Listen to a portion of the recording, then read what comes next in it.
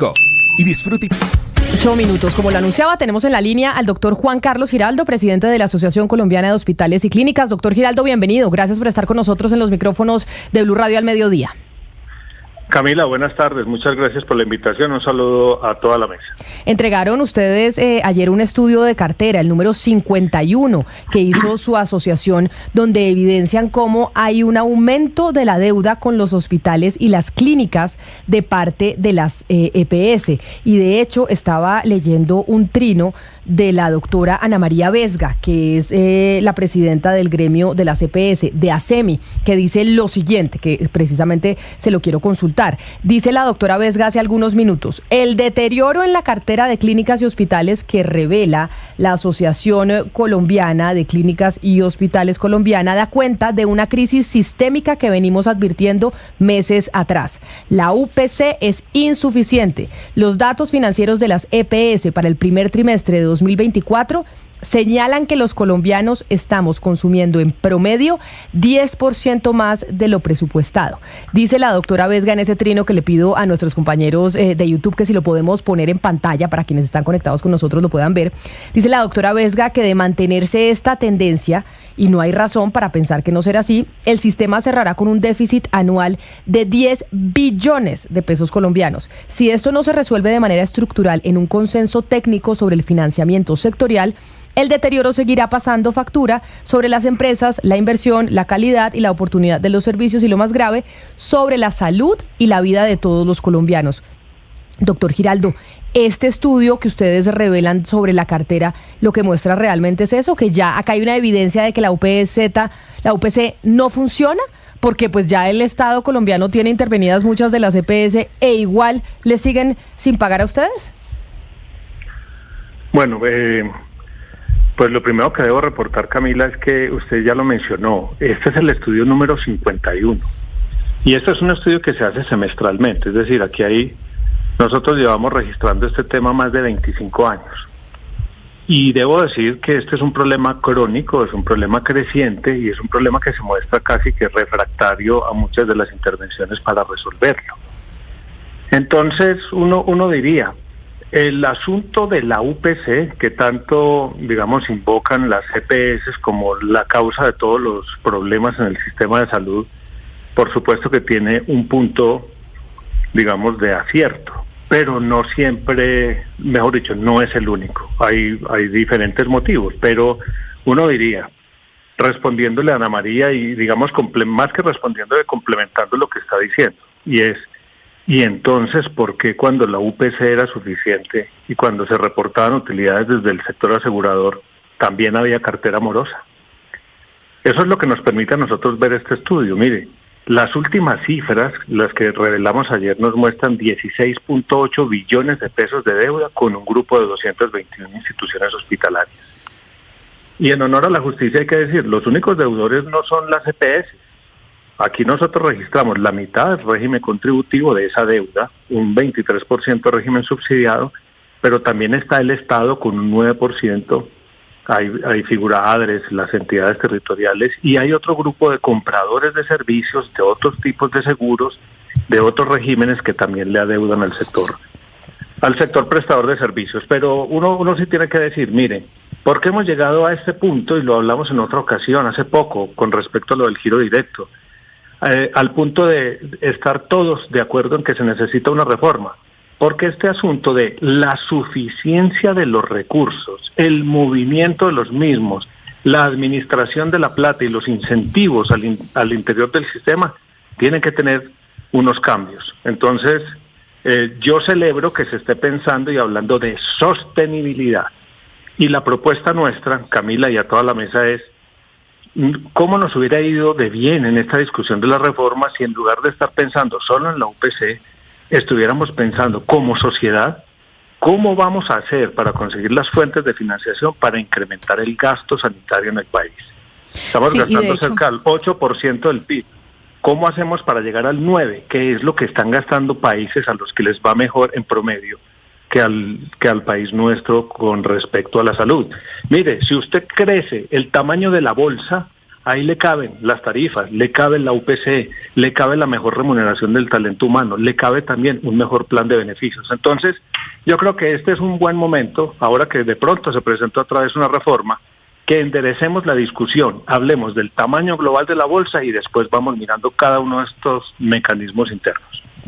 De hecho, ese aumento del 8,1 a 9% del PIB para gasto en salud es una de las 6 propuestas que ustedes le hacen al ministro de Salud en la carta que le enviaron ayer, doctor Giraldo. Pero antes de tener la oportunidad de hablar de propuestas, me gustaría precisar si este balance de deuda que ustedes presentan de más de 16 billones de pesos incluye, es con corte a qué fecha, para saber si esto incluye o refleja la deuda de las EPS intervenidas por el gobierno nacional y un mejor o peor comportamiento de esas EPS ya después de la intervención.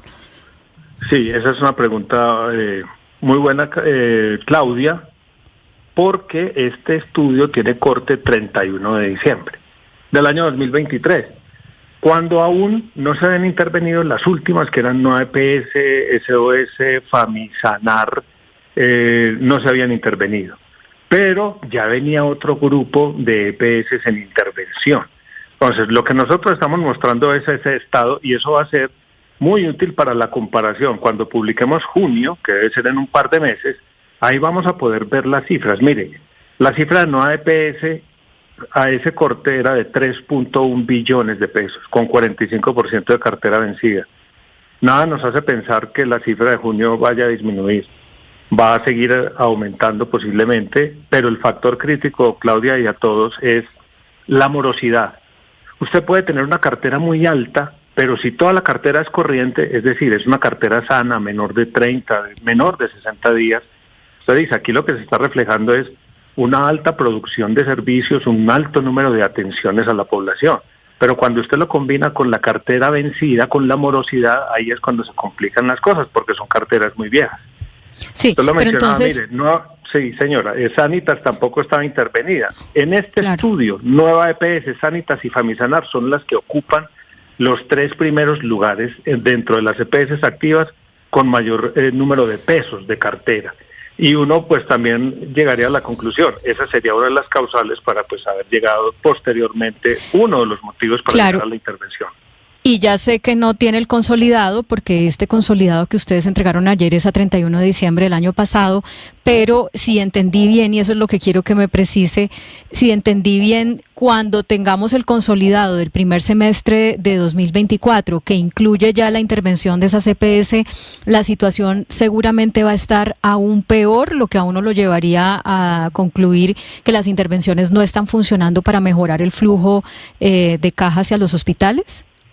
Mire, es probable, por el volumen de atenciones y por las dificultades que se han tenido alrededor del momento de inicio de la intervención, que esa cartera no vaya a disminuir y que la morosidad tampoco vaya a disminuir. Pero, obviamente en estas cuestiones de la política social, los impactos no se ven de manera inmediata. Y vamos a tener, para ese momento de junio, también va a ser un buen momento para evaluar, hacer una primera evaluación de lo que está pasando con el giro directo. Entonces ahí vamos a tener un efecto que posiblemente va a ser mayor, pero pues también veremos si se está teniendo la eficacia que nosotros soñábamos con el asunto del giro directo, que recientemente salió un decreto, el decreto 489, para extenderlo sobre todo al régimen contributivo y fortalecerlo aún más en el tema de las intervenciones.